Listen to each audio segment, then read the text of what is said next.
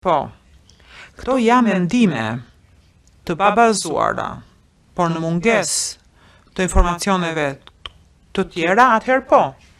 Pyetje, pra, kjo është përshtypja juaj nga sa keni e parë, që zoti Krasniqi nuk ishte ndonjë person i rëndësishëm në UÇK, apo jo? Përgjigje po, kjo ishte përshtypja ime.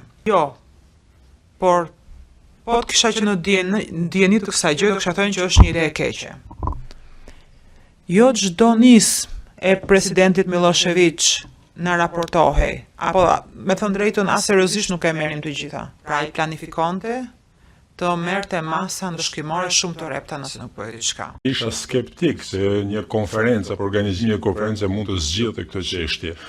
Për më tepër isha skeptik dhe në fakt i lodhur nga ideja se Daytoni ishte modeli për të zgjidhur problemin e Kosovës, i cili mua më duke një konflikt, unë e gjykoj as një konflikt shumë ndryshe. Ne e dinim që Adem Demaçi ishte kundër çdo negociate me serbët dhe ishte kundër çdo gjëje që nuk trajtonte çështjen e pavarësisë.